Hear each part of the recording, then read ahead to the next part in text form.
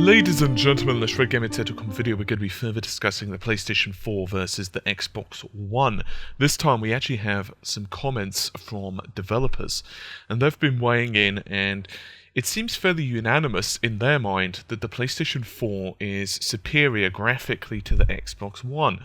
As per normal, we're going to be analysing their quotes, and I'll give you guys the source where possible, and we'll just have to see what we think of it at the end. I'm going to start this off with a quote from Adrian Chmielarz. I'm hoping I've pronounced that name correctly, probably horribly inaccurately, but still. Regardless, Adrian is one of the astronauts. He's a former creative director at People Can Fly, Gears of War Judgment, Bulletstorm, and Painkiller, and much more besides. And anyway, Adrian gave a quote on Twitter, and I'm going to read it out in verbatim. I know that pure hardware specs are not the whole story, but man, all the next-gen AAA devs I talk to say it's a 50% speed difference.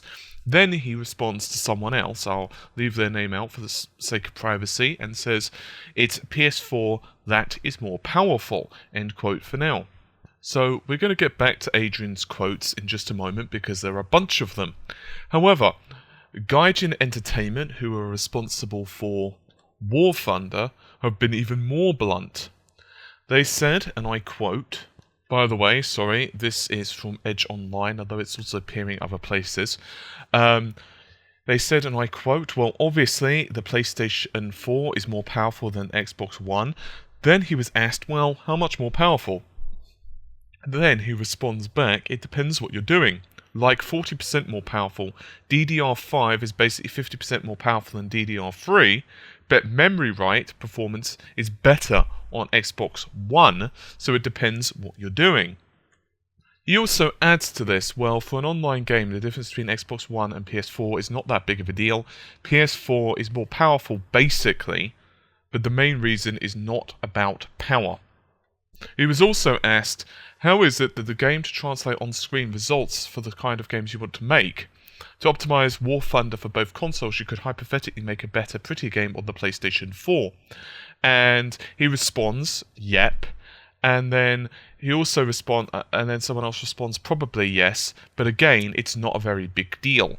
So, just yesterday, I released a video that was discussing Albert Pinello's take on things. Obviously, he works for Microsoft, so you could expect some biased opinions from him.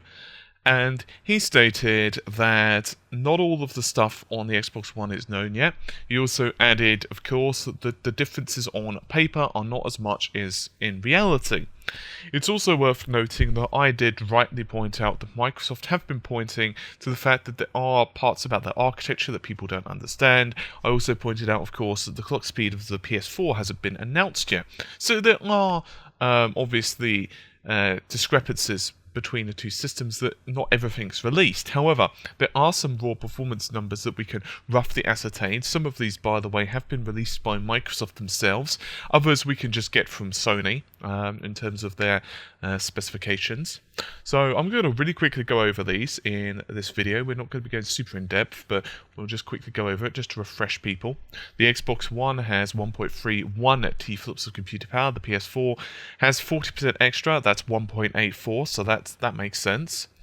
You're looking at 40.9 GTEX per second versus 57.6. I'm going to speak about the Xbox One specs first, then the PS4s to counter. Then you're looking at 13.6 gigapixels versus 25.6 for the PS4. Now, obviously, everyone knows about the memory bandwidth now. 68 gigabytes per second for the DDR3 and 109 for the ES RAM. This is versus 176 for the GDDR5. And of course, the PlayStation 4 has 1152 shader units. That's from 18 compute units, GCN cores. That's 64 shader units. 64 shader units per one compute core, and there's 768 shader units, and that's 12 compute shader units, 768 versus 12 compute units for the Xbox One. Now, there have been some rumours about Microsoft doing a few bits and pieces regarding the GPU for the Xbox One, but we're not going to really discuss that too much in this video because it was basically pad half the video by itself. It's pretty lengthy, so I'm going to release that video probably today/tomorrow. But Sony have, what we know, has also bumped up, or beefed up, shall I say, the compute command processors for the PlayStation 4, and they've also done stuff with the level 2 cache and a lot more besides. If you guys want that, it's currently available on the channel. You can just go to the main channel and it's right there, PlayStation 4 versus Xbox One GPU, and right under that there's one which is talking about the compute performance of both, so you can check that out. It's about a 30-odd minute video. So on the face of it, there is obviously a large disparity. So let's go back to Adrian's comments. He's also posted on a couple of forums, NeoGaf being one of them. This is a pretty big post, by the way, but he does jump in and he says, I'm not about damage control. I'm going to skip some parts because he just kind of does some explaining that's not really necessary. And I'm going to focus on the juicy parts. He says some other devs have already talked about it to claim that there's 50% difference in speed when developing in cross-gen/next-gen PS4/X1 games. So there we are. I said it and I stand by it. Notice when developing, it'll become clear in a second. He also pointed out, will this change in the future?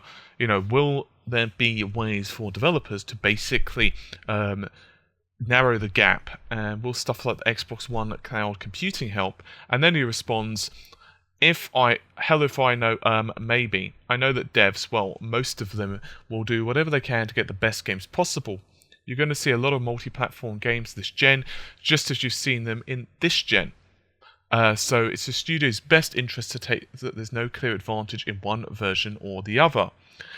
So that follows up with, obviously out of quote, this follows up with a logical conclusion. Does that mean that the PlayStation 4 titles of the games are going to be inferior than what they should be? In other words, let's say the PS4 version on a scale of 1 to 10 is a 10 and the Xbox One version could be an 8.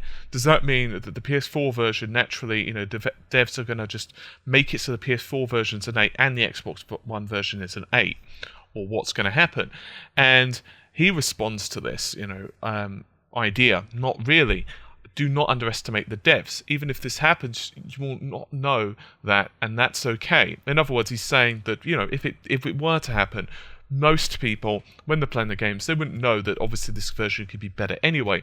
You've never seen most games in their most powerful form anyway. When we work on them with our Ninja Dev PCs at 1080p, 120 frames per second, with all the other anti-aliasing and other stuff turned on for shits and giggles. What he's basically saying is most people don't have the hardware, even on PC, to run this anyway, although obviously some of you guys do.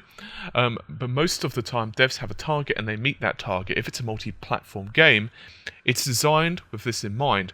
So maybe it's not maxing out one console while giving 100% on the other console. Maybe it's 100% of both.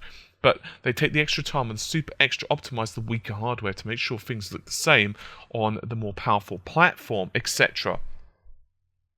Now, he did point out Titanfall, and he says, which looks money and enjoys great hype. A great dev will make a game no matter what's the hardware. Current gen CODs look great and it's 60 frames per second on both platforms and on PC. To most devs, it's just impossible to achieve, and yet. And then he points out that, think about it this way, the X360, obviously Xbox 360, is faster than PlayStation 3. Not to mention easier to program for. It's just overall faster, although PS is faster in some areas. Yet no exclusive on the X360 looks like The Last of Us. Halo 4 looks great.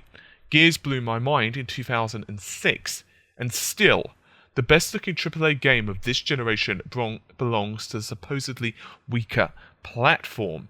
So if you think that the war is over because the PS4 is 50% faster today, then you're delusional. This is far from over and will probably never be over, at least not this upcoming gen. So, what are my thoughts on this? This is obviously out of quote. Well, the shitstorm, and there literally is one right now going across the internet, it's absolutely ridiculous. So People Can Fly are actually owned by Epic Games, and I'm pretty sure most of you would agree that Epic Games, the developers involved with Epic Games, are probably fairly knowledgeable, right? Um, I, of course, am teasing with that.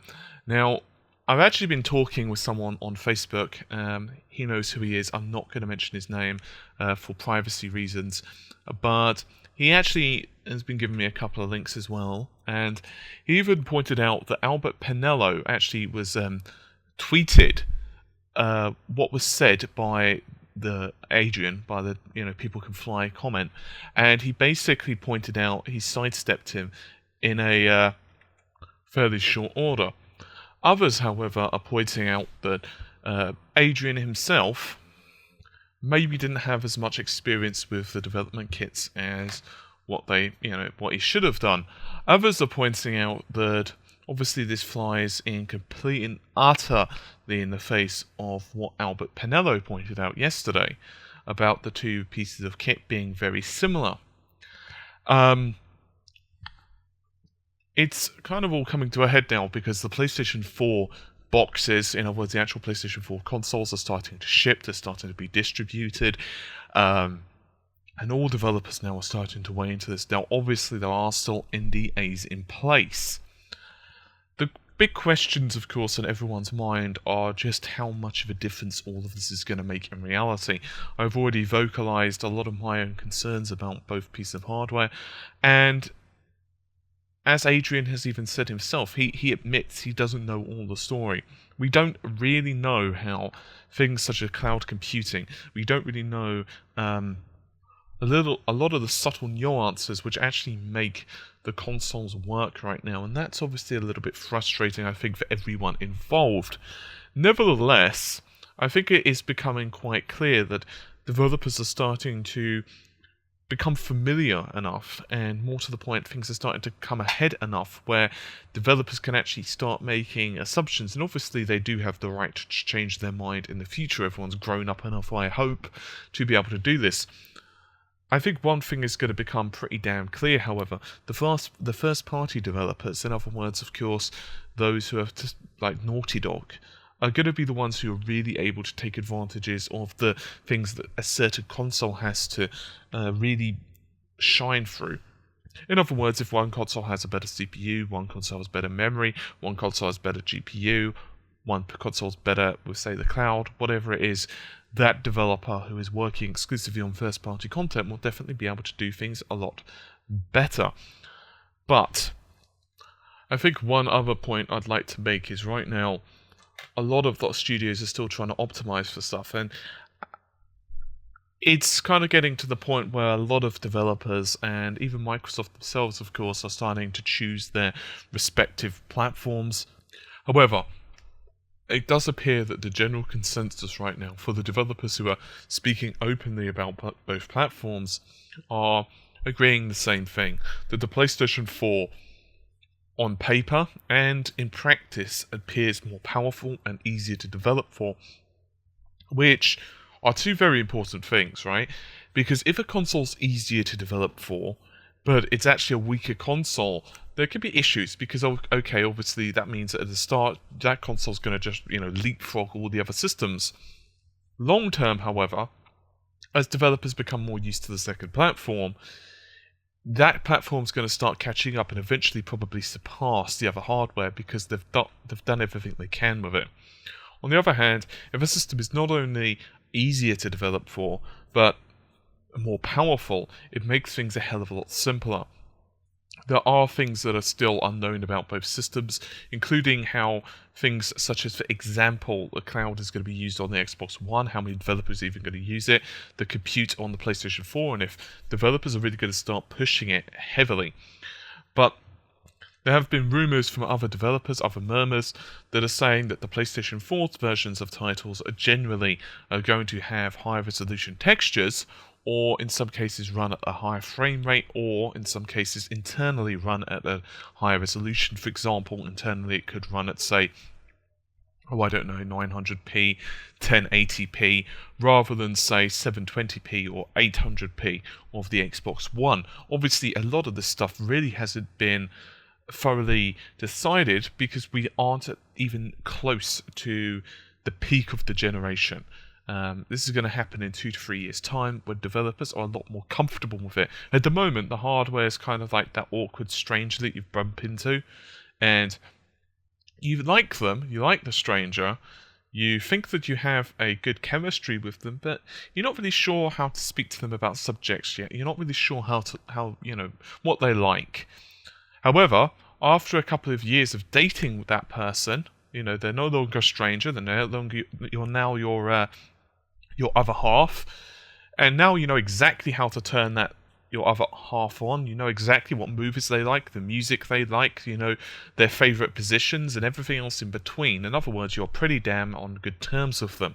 And this is going to be exactly the same with the consoles as well. So can we report anything else on this? Well, quite literally, just as I was about to wrap up the video, someone actually gave me a link which shows off Albert's reply to the accusations that the PS4 is 50% faster. I'm going to read you out the exact quote. Are there untold specs about the X1? Because it seems devs are saying that the PS4 is 50% faster. Devs, not randoms. Albert responds, what devs? And then the person responds back and says that former people can fly developers. And Albert then replies, don't know 'em. Albert then makes another interesting comment, and this is on NeoGAF. I'm going to read you out the person's post. This is not Albert, this is another person, actually correcting Albert on his geography. Now, he says, and I quote, Eurozone is not a country, it's 17 countries. If for some reason you want to count it as one country, then do so for the Xbox One too, in which case it will be launched in 7.35 countries, 6 of which first launch wave are part of the Eurozone, so that's 35% of that zone only, because counting 17 as 1 or 6 of those 17, or 17 as 6, depends on the console, is a bit misleading. Then Albert responds, #geography fail. I stand corrected. I'll make sure our internal teams are aware of this too. Anyway, guys, I think that's just about it for this particular video. I'm sure we're going to be hearing a lot more about this in the next couple of days, but regardless, for now, I'm going to close it off, so take care, and bye for now.